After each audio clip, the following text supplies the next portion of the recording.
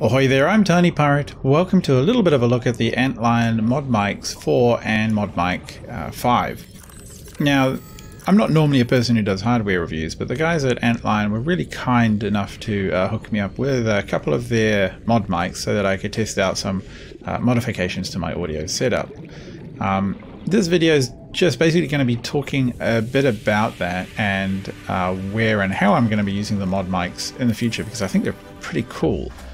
If you're not interested in that, then I don't know, probably skip this video. If you are, then stick around, and in the background I'll be playing a little bit of Subnautica, just so there's some background audio, which is pretty typical for my use case, as in I'm a Let's Player. I always record with games in the background, so yeah, you'll get that experience. So the reason I started looking into some alternatives to my current audio setup is because I have a kind of a thing, drives me slightly batty. I seem to record a lot of breathiness in my audio, and I have no idea why. In the past I've edited this out. It takes a very long time. Recently I've started just changing my processes a little bit, and partly in response to using the AntLion ModMics, and partly with some assistance from other people, and I think it's a little better than it was. But long story short, I've never been entirely happy with my audio, so I was hunting around for more options on recording. So my current gear is a Shure PG57, I think it is, a Scarlett Solo, a Cloud Lifter, and a mic stand. If you don't know what those things are, don't worry about it. Suffice to say, it's about 300 New Zealand dollars, maybe a bit more than 200 US dollars worth of kit. And that feels about right for the amount of money I earn from YouTube and the amount of time I want to spend on it and the amount of money I want to spend on YouTube. It's possible that I could upgrade the microphone, upgrade the interface that I use. That's the Scarlett Solo. It goes between the mic and the computer. I don't know if that would be helpful or not. But what was bugging me was I'd spent all this money and I couldn't quite get the audio I wanted. So what I'm going to do now is switch over to the ModMic 5, and then we're going to carry on with this chat. Okay, so I'm now recording with the ModMic 5 set in, what is it? It's in directional mode, which means it's trying to point its recording capsule piece at my mouth. Because the main difference between the ModMic 5 and the ModMic 4, the ModMic 5 is a little more expensive, and it has this option to flip between a unidirectional and a directional mode. So I think I'm in directional mode right now. The button is flipped forward on the little end of the stalk, and the microphone is performing quite well, I think. I can hear a difference between the 5, the 4, and my own setup, which is why when I'm at home I'm going to keep using my original setup. But for travel, the ModMics are absolutely perfect. Really perfect for anyone who wants to travel and use audio gear. And also just perfect for home users who want a really good quality microphone for playing with their friends. Because I think as you listen to this, you'll find this is a pretty nice bit of audio, and both the 4 and the 5 produce really good quality sounds. There is just a slight difference between the 4 and the 5. I think the 4 sounds a little less bassy than the 5, and I don't know why that is. It's just life. They're supposedly even, well, I mean, I've been told it's exactly the same gear inside, so I don't know what it is, but that's how it goes. It's worth saying that my current audio on the ModMic is plugged into the USB adapter, and then USB adapter obviously into the computer. This is very much recommended if you do get a ModMic, get the USB adapter. Don't use an XLR adapter if you have an interface. I tried it. I wasn't super pleased with the audio. I don't know why. Neither do the AntLion guys. It's just one of those things.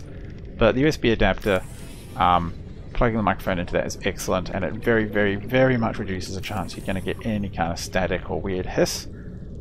Most of the time you will get hiss if you plug a mic into the standard 3.5mm jack on a computer, because the mic ports are not well insulated from electrical noise, it seems. But the USB adapter bit they give is very good. Very, very good, in fact. I think for the price of this, you know, the full ModMic 5 setup with this little adapter is more than half, or less than half the price of my current audio setup, and it's probably like 90% of what I currently use. So what I'm going to do now is just flip the switch and switch it over to the omnidirectional mode, and then I'm going to adjust my levels, because I want to make sure that when I record at about the same level across all of these recordings, so that when I chuck them through into Adobe Premiere and Premiere applies the post audio work that I do, it kind of does it equally to each set of audio, so there's not going to be any weird volume or other issues creeping up. So let me just flip the ModMic 5 into its omnidirectional mode. So I've got the ModMic 5 in its omnidirectional mode now, and I have to drop the volume recording thingy all the way from like 90 down to 24 in Windows just to keep the levels even.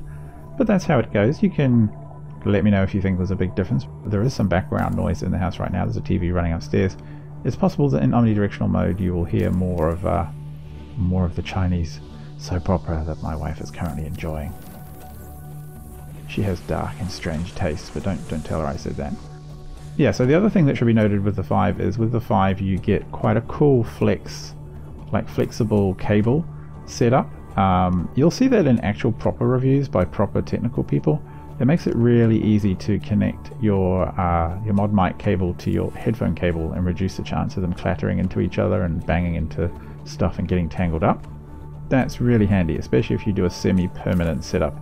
You want to use the ModMic for your main computer microphone. That would be brilliant. The ModMic 4 does things a little differently. It gives you clips to clip the cables together at various intervals. I'm not sure which is better or worse. The clips seem perfectly fine. Perhaps a little easier to adjust and adapt if you want to clip things on and off, but that's okay as well. There'll be no doubt some actual technical review of the ModMic in the sidebar. This is my ModMic story, and I'm not a proper tech reviewer, so yeah, just enjoy the experience. Okay, let's flip over to the ModMic 4. So I'm currently on the ModMic 4. Again, I'm going through the USB port. It's worth noting that when I was setting this up, I realized that the ModMic 5 has interchangeable audio cable that goes from the mic to the computer, and it gives you, or in the box that they give you, there's a 1 meter and a 2 meter variant of this cable. I really like that, because nothing sucks more than breaking the cable on audio headphones where you can't actually replace a cable, and now you're either faced with, I don't know, taking headphones apart and resoldering wires, or just chucking your headphones out, which is what you commonly do with all the cheap $20 ones, right? So replaceable cables on the 5 are nice. If you feel like you are a bit more cautious and careful with stuff, then maybe the 4 without its replaceable cable would be a good idea. I've looked around, and the 4s usually go for about $50 and the 5s usually go for about $70. That is a good price for this audio that you're currently listening to, I think. So this is the 4, and I really liked it in this configuration, but in the end I just liked my own audio about 10% more. And for me that's enough to not make a switch, because I am just massively neurotic about my audio. I don't think I'll ever get over the breathing sounds, and I don't think I'll ever have them removed, and I'm pretty convinced at this point that I just have a weird face and it makes weird sounds, and there's nothing a mic can do to prevent that. If you think you can prevent it, let me know. Maybe a hammer to the side of the head probably would help. Anyway, I wanted to talk about why I'm doing this video and what I want to use the ModMics for. So occasionally I travel for work. I usually take a laptop with me. What is it? It's a decent Sager, S-A-G-E-R. It's a decent Sager gaming laptop that I bought way back in 2013. Believe it or not, still runs games pretty well. I am astonished. You are too. Give me $3,000 if you'd like me to buy a new one. Point is, if I'm traveling, I've got a suitcase, I don't want to stuff it full of microphone stands and Scarlett Solo and all the other bits and bobs I record with. And I basically gave up on doing any recording when traveling, and recently that was a 5-week period over summer, and that was a holiday with my family, not work. The point was, couldn't record, didn't plan to record, gave up on the whole intention to do that. But recording is quite fun, and I'd like to be able to do that. And so what the ModMic offers me is the chance to have good quality microphone on the side of my head in a very small little case that they give you, and there's a really great little hard case. I can put that in a suitcase and I know that I'm done. And even better, I don't have to carry 2 sets of headphones, so I can very easily take my Audio-Technica noise cancelling headphones, which I quite enjoy and I use commonly on my computer.